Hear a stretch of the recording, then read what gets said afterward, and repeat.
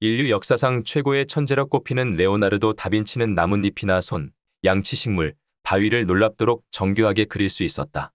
지금까지 그처럼만큼 뛰어난 빛과 그림자에 대한 묘사력, 즉 평면 위에 인상적이고 신비로운 장면을 만들어내는 천재적 능력을 지닌 사람은 없었다.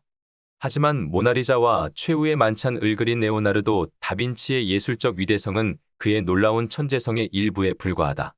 레오나르도 다빈치는 아기의 미소, 날아가는 새, 행성 등 모든 사물을 예사롭게 보지 않았다. 그는 인간의 얼굴과 모양을 좋아해 전산한 노인들의 모습을 즐겨 그렸고, 인대 혹은 근육의 구조를 보여주고자 피부 안쪽의 신체 모습을 스케치했다. 그는 화가였을 뿐 아니라 엔지니어, 음악가, 건축가, 지도 제작자, 수학자였다.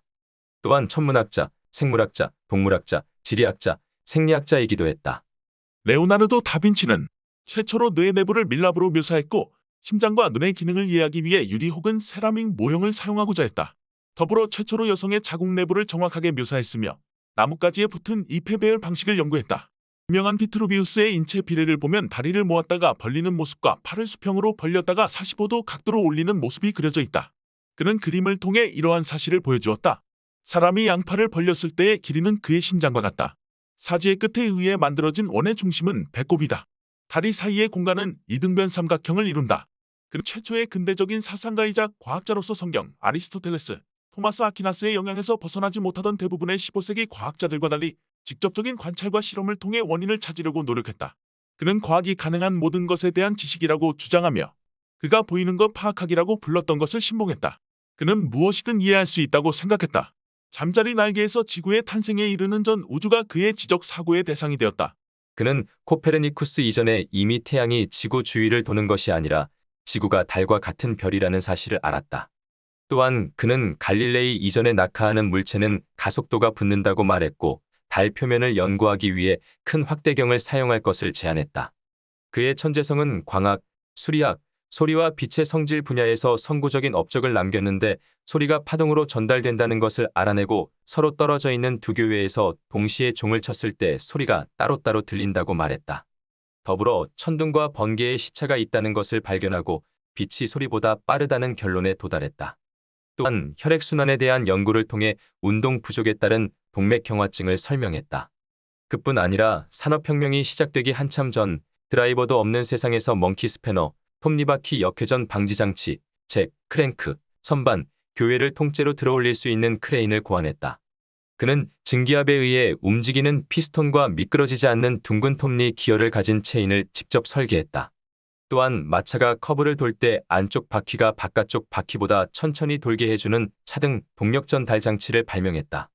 그 밖에도 도르래, 스피링, 가반교, 2층 도로, 기후변화를 측정하는 기구, 자동 인쇄용지 공급 장치를 묘사했다.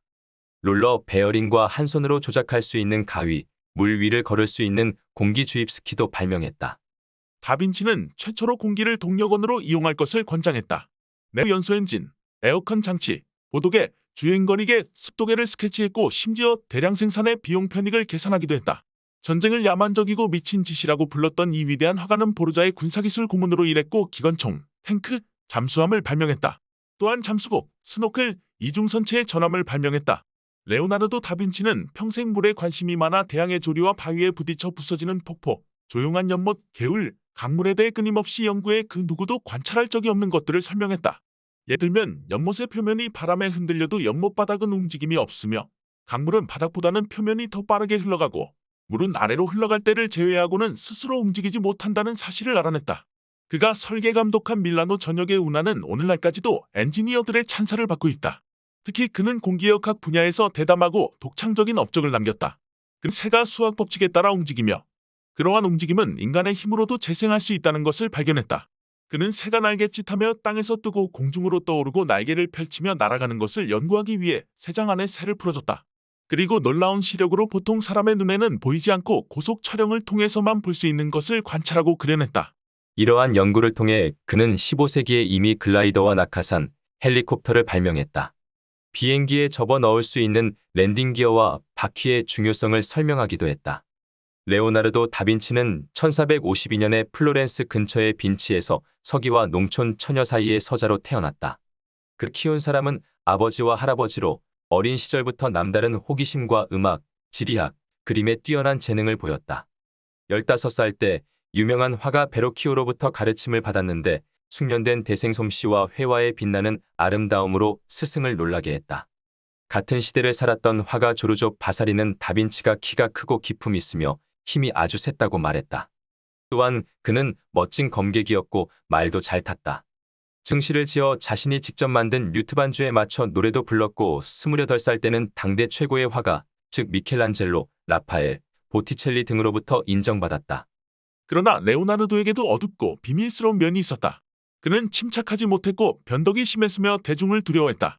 이러한 성격 탓에 자신의 작품에 만족하지 못하고 항상 자책했으며 새롭고 반짝이는 프로젝트만을 추구하다 보니 일을 시작만 하고 마무리를 짓지 못하는 경우가 많았다. 다빈치가 기록한 노트를 보면 글자 모양은 제멋대로였고 문법도 제대로 지키지 않았으며 특수문자 비슷한 것을 사용해 역순으로 글을 쓰기도 했다. 그의 노트는 유럽 전역에서 약 6.000쪽이나 발견되었다. 그 노트는 한 인간이 만들어낸 최고의 창조적 기록이다. 그는 67살에 프랑스 앙부아즈 근처에서 사망했다.